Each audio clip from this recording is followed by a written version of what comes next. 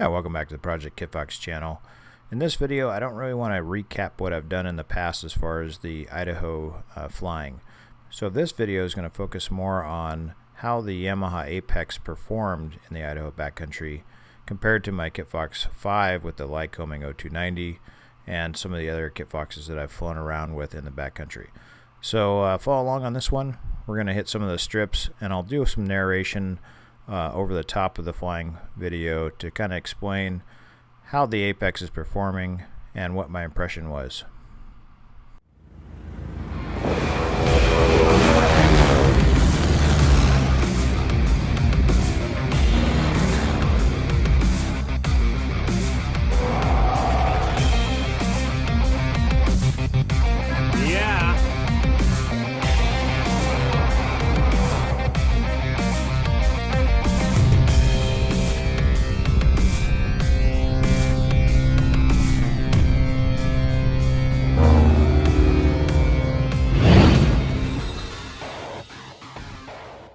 Is that your build I watched on YouTube? It is. It's a beautiful airplane. I like it. Well, as of right now, I can be driving to Idaho quicker. It was supposed to be pretty strong winds departing out of here, out of Redding to pretty much over the hill up to about Alturas. And it doesn't feel that bad yet. But I've got a true airspeed of 94 and my ground speed's 59. So it's showing 6 hours to Nampa right now. So hopefully that improves because I don't have 6 hours worth of fuel. Alright, so I just passed Bernie's Summit. The wind's topped out at 59 knots. A little bit of side, about 1 o'clock position. Descent rates up to 1,000 feet a minute, and then the climb rates trying to maintain level at 1,200 feet a minute. Very, very bumpy as I came over the pass. I can see down into Bernie, the steam stacks coming out of the lumber mill are totally going straight up. It's like it's a dead calm. So I'm going to descend down. I'm going to go low and slow.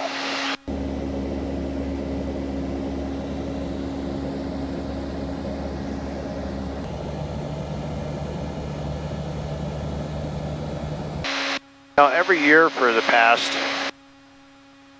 I don't know, we're on like 7 or 8 years. I missed 1 year last year.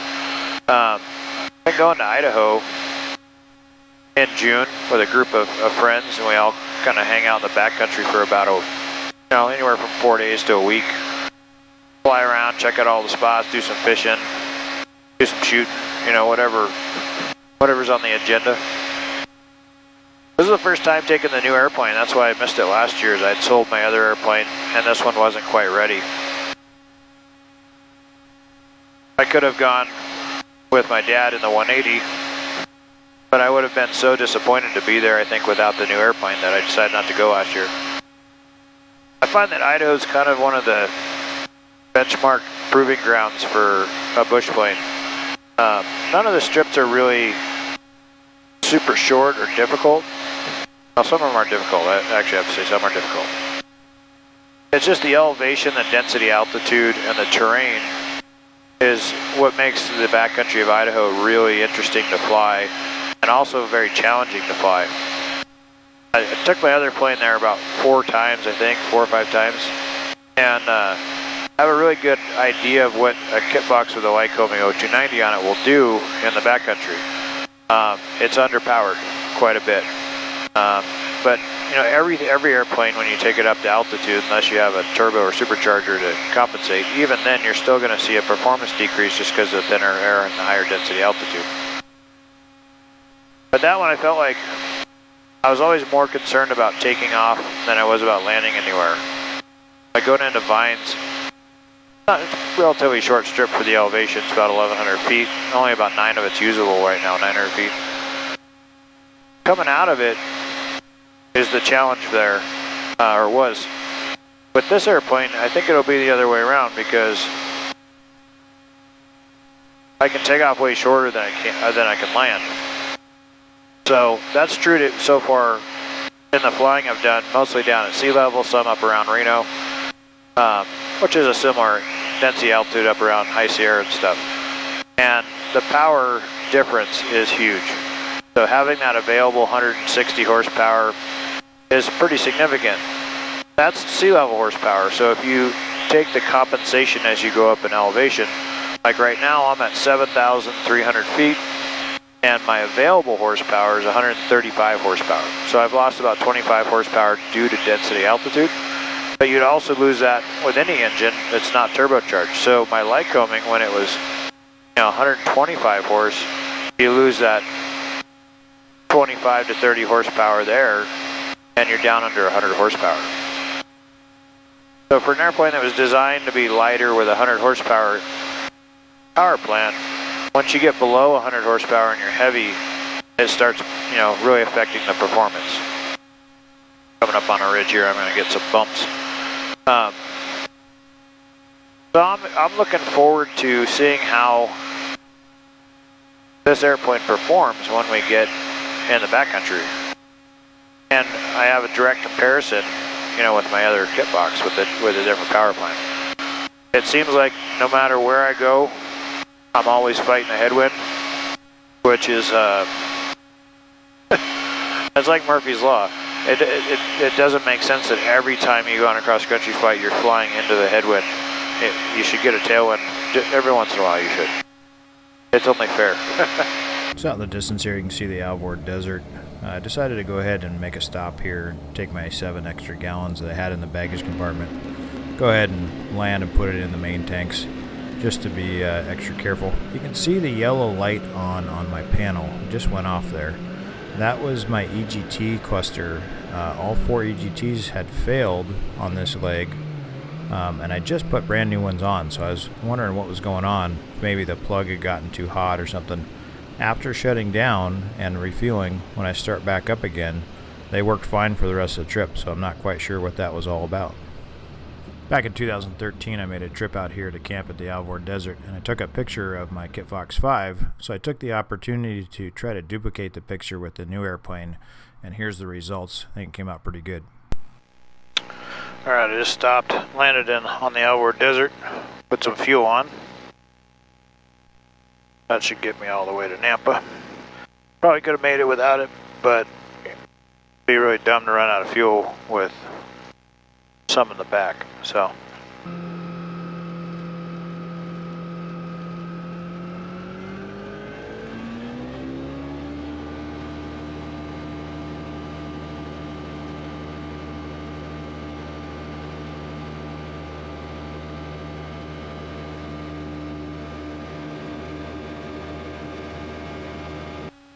Headwind never really went away until I got here in the valley. Now I'm doing about 100 ground speed, but it was 80 the whole way.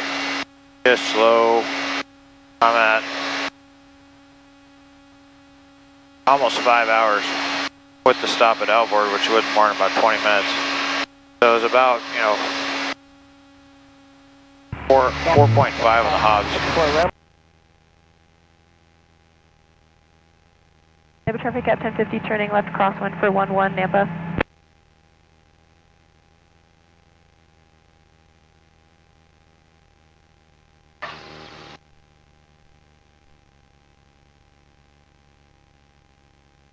That was ugly.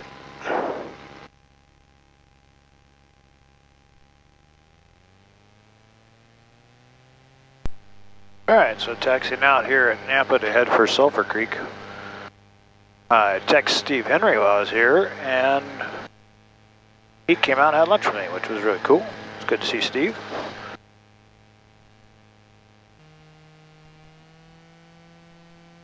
Alright, full fuel, heavy again. Plus I got an extra 5 gallons to put on when I get there, so I'll be full fuel once I get to Sulphur. Hopefully. Alright, here we go.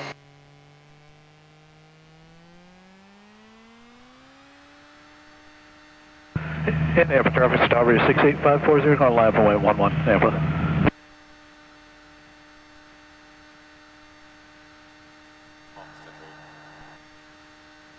Alright, so just past Garden Valley, coming up on Deadwood Reservoir.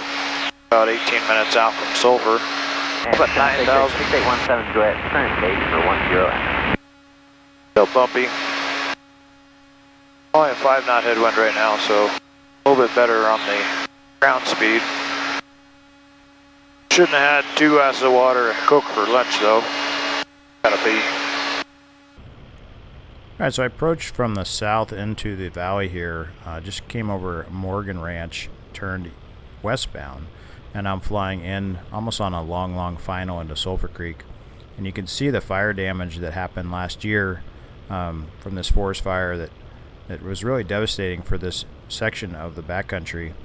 Both the Morgan Ranch and Sulphur Creek Ranch survived, but it was a hard-fought battle for them to save all the buildings and everything. So I'll slow it down here to normal speed as I make my approach in so you guys can take a look around. If you're familiar with Sulphur Creek, you can see what the fire did as far as damage. If you're not familiar, you can take in the scenery.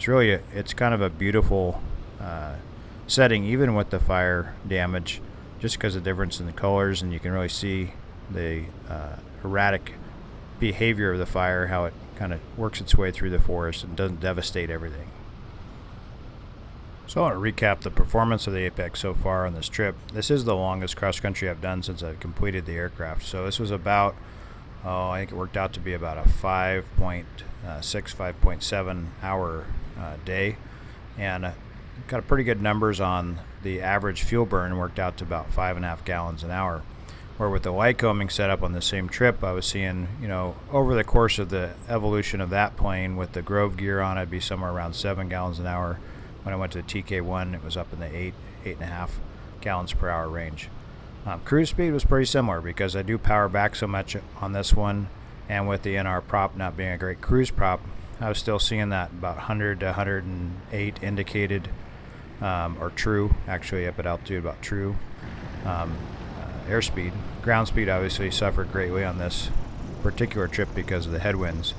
I definitely would have been able to make the trip to Nampa non-stop if it wasn't for the winds.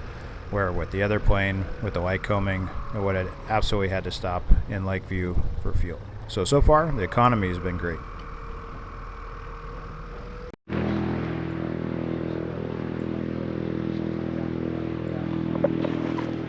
Morning from Sulphur Creek. I'm about ready to head out and do a little flying. One of my buddies taking off right now. He's heading out for the day. We'll be back later.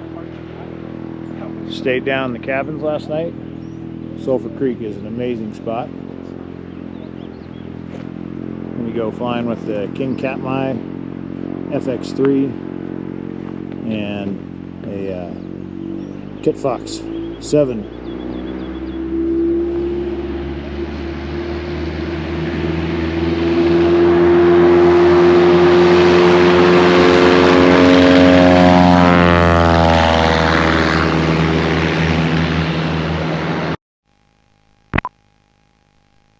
Sulphur Creek traffic, Kitfox taking off downhill. So I don't know if you guys noticed where about that Cub lifted off when it did its ground roll. It was just past the lodge and then a slow climb out. That was with one guy on board. So comparatively, I'm off right about here, so before the lodge, and with a much steeper climb out. So that gives you somewhat of a comparison of the performance up against just your standard PA-18. That one's not quite standard. It's got a new Lycon built motor on it with a little extra horsepower, but you can see that this Apex really does do well even up at altitude. I think on the particular day that we're looking at here, I had a max horsepower available about 135.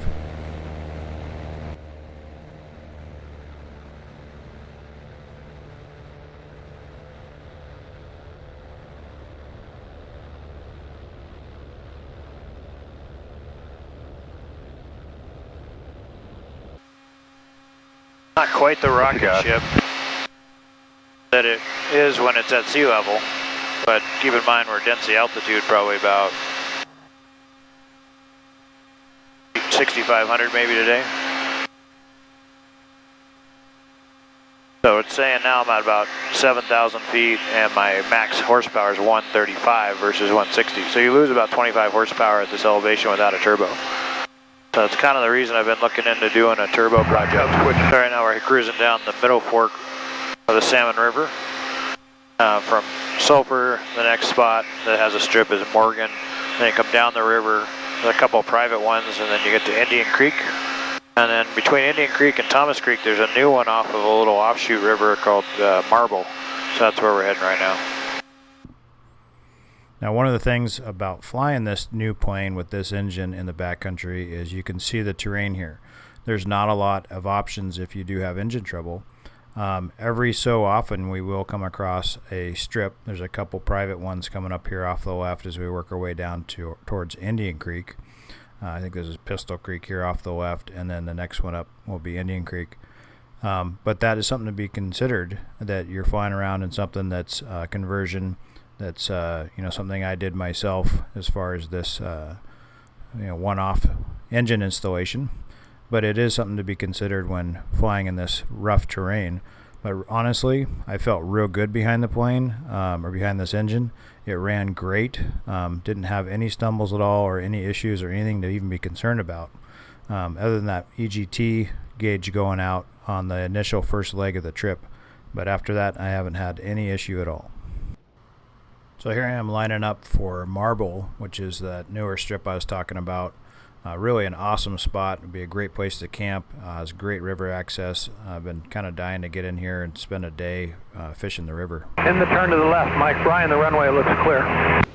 Okay, all final. And second cub on long final. Alright, we should be at 1257. I should be up above you guys. We're going to make a left downwind. Come back in.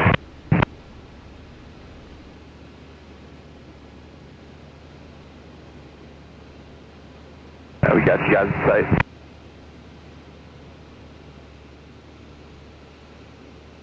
Winds are calm. So one of the things to keep in mind when you watch the landings at these higher altitudes and higher density altitude is that it seems like we're going really fast and the rollouts are much longer. Now, we're also not trying to stop because we're trying to get to the end of the strip to make room for the guys coming in behind us, so we're not putting any brakes on. We're basically just rolling it out slowly. But at these altitudes, your indicator airspeed on approach may be the same, but your ground speed is faster because of the thinner, less dense air. So your landing distances do increase quite a bit, and so do your takeoff distances.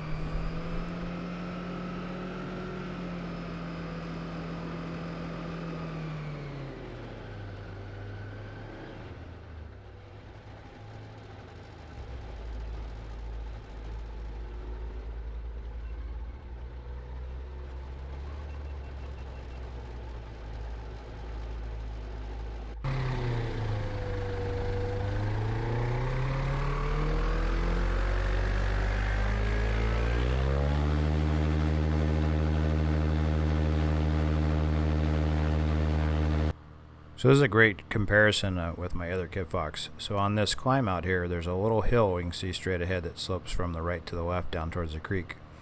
In order to climb that over that, you have to have pretty good performance right off the strip. And my old plane actually had to kind of make a left turn and follow the river down as I climbed out. There's another one that we'll hit a little bit later that will show that even more dramatically.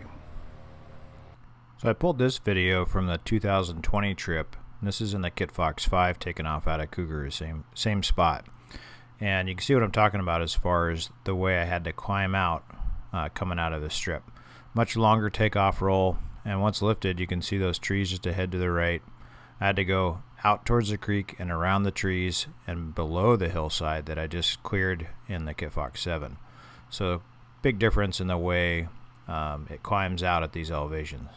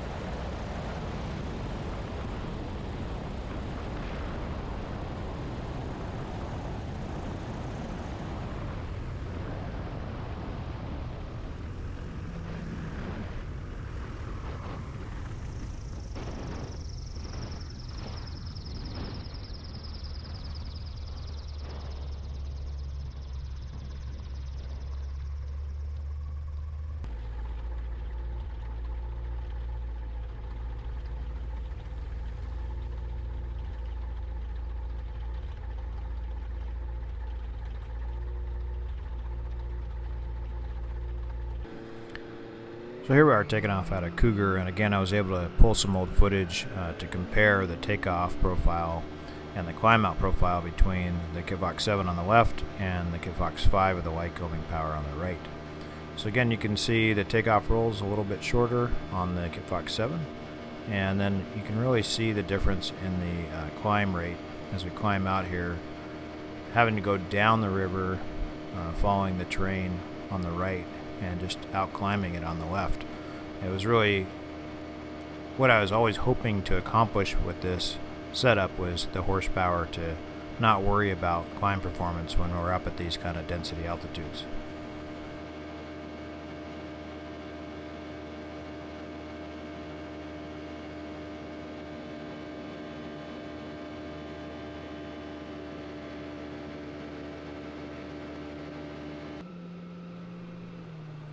So here we are coming into Lower Loon, which is another great little strip on the Middle Fork. This one used to be a little bit more challenging before they removed some of the trees on the approach, but it is kind of a little bit of a left dogleg as you come in to line up with the runway.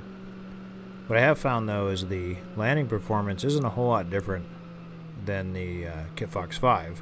You know, obviously you're not using the power that much on landing, so being a little bit lighter did help allow me to get a little bit slower on the approach speeds. But for the most part, the landing distances are pretty similar to the Kitfox 5 with the Lycoming. However, going to the new experimental wing we have with the slats, you know, will improve that approach speed, allow us to get a lot slower, and hopefully improve the landing performance as well. That's something we'll be testing here in the next couple of months.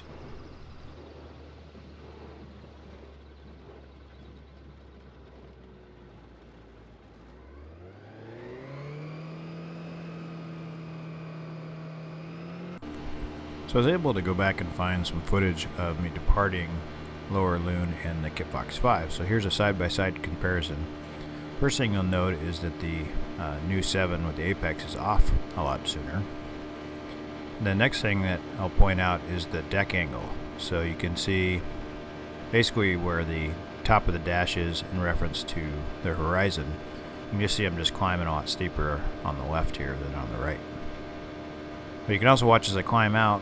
You know, I'm heading right for the top of that mountain on the left side, and I'm following the river. It's not a great view because it's in the cockpit, but I'm following the river down river from Lower Loon on the right side because I'm unable to climb up over the ridge. So it's a pretty big difference in climb performance that you can see here in this side-by-side.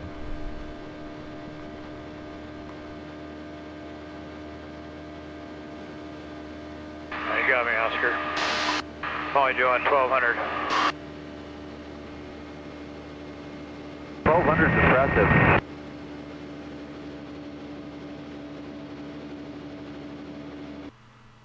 So now we're heading on up to Thomas Creek, and we're going to stop and have lunch up here, spend a little bit of time hiking around, hopefully get some fishing in. It's one of my favorite places to land. If you taxi back to the east end of the runway, you got great access down to the river. There's some old Forest Service cabins down here. It's a really cool area to explore, and really, really cool access to the river. Got plenty of room. No need to do a bad landing to land, try to get it on right at the beginning of the runway. Always a sinker right over the river here. A little steep, a little fast.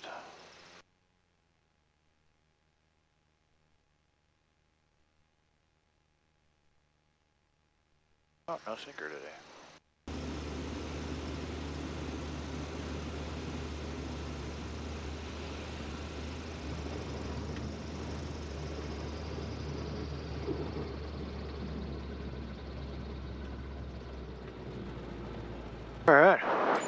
All right, Thomas.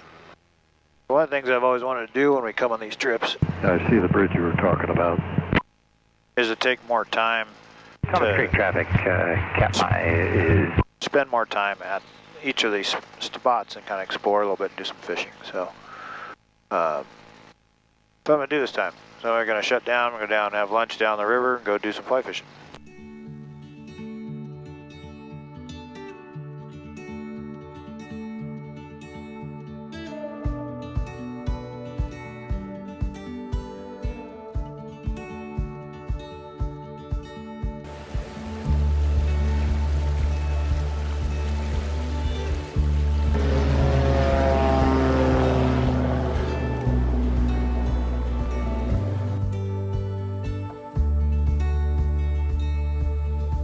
Alright, so it's after dinner. We're about 8 o'clock, 7:52. We're going to hop over to Johnson Creek, go see who's over there. Got a couple friends that showed up there today.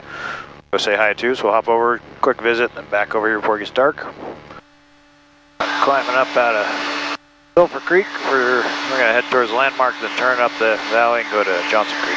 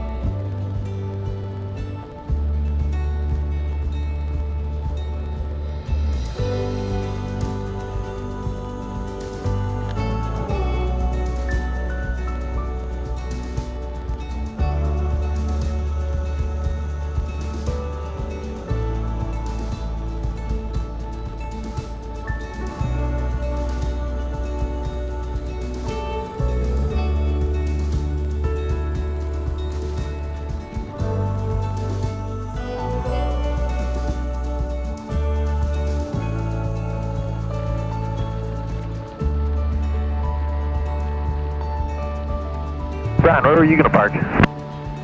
Back down this end, next to Bill. Okay. I'll taxi down when you land.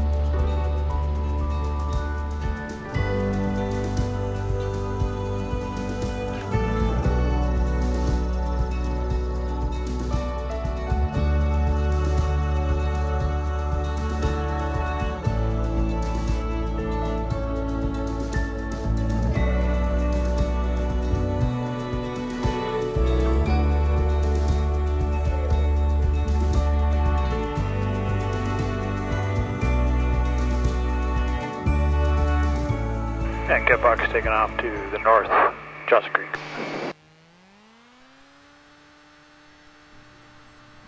So we are departing Johnson Creek, and I think I'm going to wrap this one up here and just say that I'm very impressed with the performance of the airplane. What the whole goal was with this aircraft was to build something a little more refined than my 5 and with more power and lighter, and it kind of checks all those boxes. I was real happy with the way it performed. I've got a ton more footage that I could, push this whole video out to like an hour, hour and a half. This is only like the second day of a week-long trip. So I'll go ahead and just make another episode that kind of covers what we ended up doing for the rest of the trip. Hopped into my dad's 180. We did a couple days in that. So I'll make another video that kind of covers all that. But for the most part, what I wanted to really hit on this one was the performance and how the APEX performed in the backcountry, and I couldn't be happier. As far as the decrease in horsepower performance at altitude, there definitely was some of that. So it has me wanting to kind of play around with this turbo setup option just to see if we could, get the horsepower up to maybe 200 and have it turbo normalized so that when we get up at altitude like this, we still have that 200 horsepower. So I think that's something I'll probably focus on in the future. I've got an engine being built to accommodate that, and we'll see where we go from there. So let me know what you guys think about the APEX performance in the backcountry here. So go ahead and leave me a comment, or if you have any questions, you can put them in the comment section. Hit the like button, subscribe if you haven't, and we'll hopefully get another one up here for you pretty soon.